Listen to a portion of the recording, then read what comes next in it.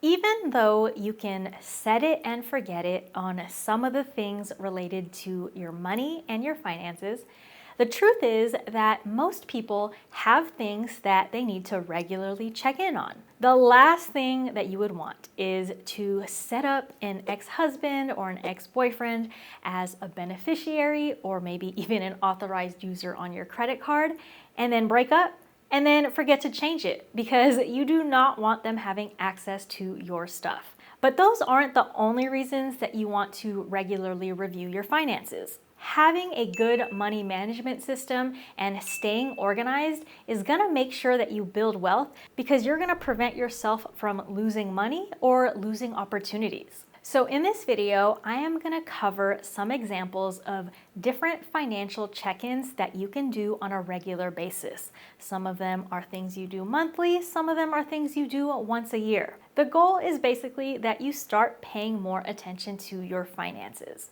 And if you stay until the end of the video, I'm going to cover a couple of life events that you should keep in mind for special one-off check-ins. There are some things that happen in life where you're going to want to check in on your finances. For example, those unfortunate breakups that I mentioned. Or maybe those breakups are fortunate. Who knows? For those new here, hello and welcome. My name is Lissa Prudencio. I'm a personal finance expert and accredited financial counselor, and I'm the co-host of NetNet Podcast, where we talk about hidden costs and help you navigate every financial decision in life. All right, before we jump into this list of different check-ins that you should do on your finances, I have a big disclaimer. Most of the things on this list are rules of thumb. The thing is, not everyone has to check in on these things at this exact specific cadence. For example, if you already live within your means and you automate your savings and investments, you might not need to check your budget as often as someone who is barely getting by or living paycheck to paycheck. So it's all going to depend on your situation. This video is simply a guide for those of you who want to start getting organized with your finances, or maybe you just want a gut check to make sure that you're doing everything you possibly can for your finances. So let's start with what are some of the things that you should review on a monthly basis. The first one, like I mentioned, your budget. So honestly, I think for most people, this should be reviewed more than once a month. And that goes for people who are struggling to live within their means. Maybe if you have a lot of debt, or maybe you just don't have a great relationship with money. Checking in more often can help you, at least at the beginning. It's going to help you stay on top of things. Then the more you progress and learn about money and the more systems and processes you set up so that things are automated, the less you're going to have to check in on things later on. You'll be able to save a lot more time later on. Number two, something else that you might want to check in on monthly related to your budget, your expenses. So this one seems obvious as to why you should check on your expenses, right? You want to make sure that you're not overspending because you want to be using your money and your resources towards the things that are most important to you. But there are actually other reasons why it's important to track your expenses. When you keep a close eye on your expenses, you might catch errors, whether that is a subscription that you forgot to cancel or even a company charging you erroneously. You want to make sure that you're not accidentally paying for things that you don't want to be paying for. Another reason looking at your expenses on a monthly basis, if not more, is important is that it's a good way to make sure your spending is aligned with your values. If you're able to audit all of your expenses, take a look at everything you've spent on in a given month, and you do some basic calculations, you can see what percentage of your money is going towards food, going towards debt, going towards anything else. This is not to scare you or for you to judge yourself. This is literally a tool that you can use to make sure, like, hey, this is aligned with my values or not. And if it's not, then maybe I can change my spending next month. All right, let's move on to some examples of things that you want to check on a quarterly basis. So quarterly means every 3 months or so, right? 1/4 of the year is 3 months. The first one is your short-term savings goals. So this means anything that you are saving for in the near term. Now, people define near term as many different things, and specifically that can be things outside of your regular month-to-month spending. So for example, if you set goals every year and some of those goals relate to your finances, like buying a car, buying a house, moving across the country, you're gonna wanna break down those big goals into financial goals, and then you wanna break down those goals into smaller milestones. Once you have a good understanding of what you need to save, you can break those down into quarterly or even monthly milestones to make sure you are on track to save towards whatever it is you're saving for. Number two, another thing that you can check in on a quarterly basis is your debt payoff plan. So if you have debt and you have more than one debt, so maybe that's a credit card and a student loan and a car loan.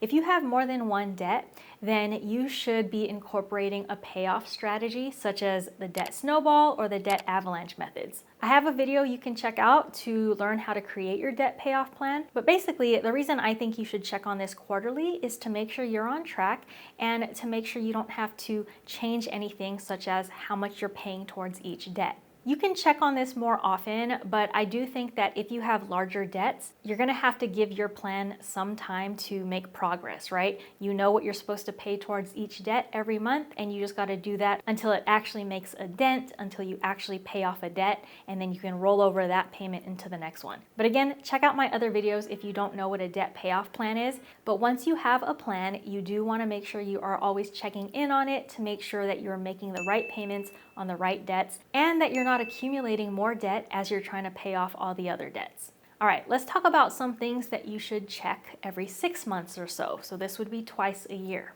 Number one, your credit report.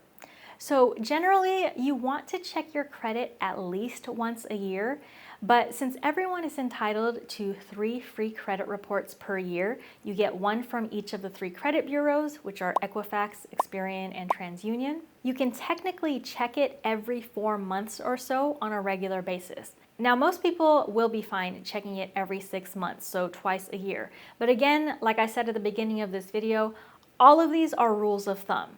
If you are dealing with issues on your credit report, like there is false information on it, or you're trying to fix your credit and get some things cleared off of it, then you might want to check it more frequently. On the opposite end, if you don't need your credit for anything in the foreseeable future because you're not planning to finance anything or open a new credit card, and you know that your credit is in good standing, then you might be able to get away with checking it a lot less often. So twice a year, every 6 months is a rule of thumb. Number two, something else that you can check twice-ish a year are your investments. So for those of you that invest, you want to review your investment portfolio to make sure that it's still aligned with your risk tolerance and aligned with your goals. And you want to make sure that it's balanced in the way that you want it to be. So obviously this does not apply if you're a more active trader, because obviously you'd be checking in on your investments more often.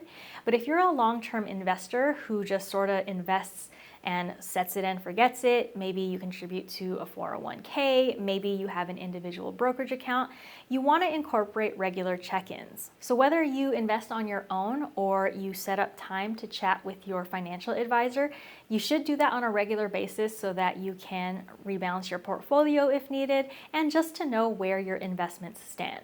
All right, moving along, let's now talk about the things that you don't have to check in on as often as those other things, but you still want to make sure you keep an eye on these. So these are things that you should check annually, around once per year. Number one, your insurance coverages.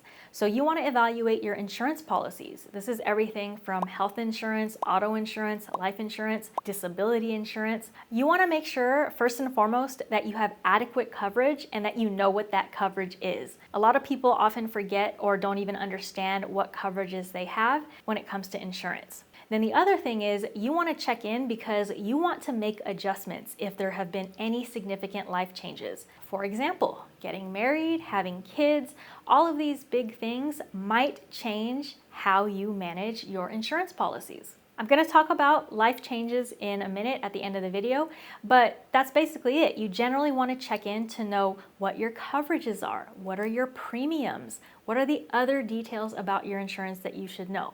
For example, when it comes to health insurance, what is your deductible and what is covered through your health insurance? For auto insurance, You want to check in to know when your next premium is due or when your policy renews, because when it renews, the price for it can change. This gives you time to shop for new policies if you want to. For life insurance, you want to check this on a regular basis to make sure that your beneficiaries are the people who you want them to be. All right, next on the list of things that you should check on a yearly basis, your estate plan. So I'm not going to get into the details of what an estate plan is in this video. And some people actually say you can check it every 3 to 5 years. It really depends on your situation. But what you want to do on a regular basis of a year or maybe a couple of years is to review your will, your trusts, your powers of attorney. You want to make sure all of these documents reflect what your current wishes are and what your current circumstances are. When you don't keep these updated, it makes it a lot more complicated when these documents need to be put to use. All right, number 3, net worth.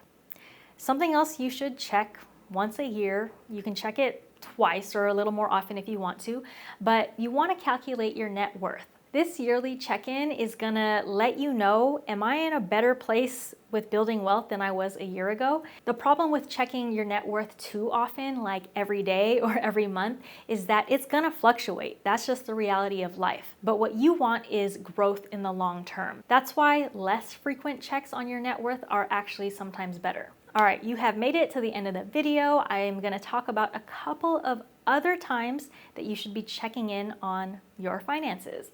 So major life events. So when you have a major life event or big change in your life, these are times that, yes, there are a lot of other things going on in your life, a lot of change, and you might have a lot going on, not enough time, but it actually is a very, very important time to check in on your finances. So here is a list of major life events and some examples of what are those things you can check in on if these things happen in life.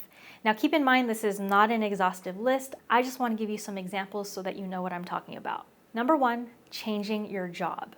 If you change jobs, this is a very important time to check in on your finances. Everything, including your budget. But specific to your job, some things that you're going to want to review include your benefits package, your retirement plans, your insurance options. Another thing is if you had an employer-sponsored retirement plan at your last job, you can also look into rollover options if that's something that you're going to choose to do. Number 2, getting married or getting divorced. So I've already alluded to it earlier in the video, but basically these are major life changes that impact your finances. So if you get married or if you get divorced, you should absolutely update your will, update your beneficiaries, and update your insurance policies to reflect that new marital status. I also didn't mention this earlier in the video, but you want to update your healthcare directive if it needs updating, right? If you're married and then you get divorced, do you still want that person to be the one who can make the call on pulling the plug on your life? You probably don't, right? So you want to make sure that you make these changes if you separate from someone. All right, number 3, another life change is if you have a child, and that can mean giving birth or adopting a child. If you have a child and there's now a child in your family, you are gonna want to update your will and think about your guardianship provisions. That is the plan of what would happen if something happened to you. What would you want for your child? And then kind of related to this, 2 other things that you want to check in on if you have a child is insurance. Right? Different types of insurance, health insurance, life insurance, things like that. Those are things that you're going to want to think about. All right, number 4, other major life changes. Buying or selling. All right, I kind of put a lot of these all in one, but buying or selling a home, starting a business, or anything else that might affect your taxes. So these are big life things, but they are also big things that affect your taxes. So you should probably look at your taxes, or better yet, talk with a professional to understand how these big life moves can impact your taxes. And number 5, last example on the list of major life events where you want to check in on your finances, any significant health changes. So once again, this is a time where you might want to check in on your healthcare directive or your power of attorney. You also want to understand your medical insurance coverages and any other insurance needs that you might have. Obviously, if you're dealing with something medical, it's not going to be top of mind for you, right? You're going to be worried on your own health over everything else, but it's something to keep in mind because getting the finance part all situated is going to help you relieve a lot of stress in your life. All right, so that's all I have. Start making notes on all of these different financial check-ins to do. Maybe put them in your calendar and just do them. Keep them in mind. That's all I wanted this video to do, is to help you think of these things and be more proactive about them. All right, I hope it was helpful. Until next time, peace out.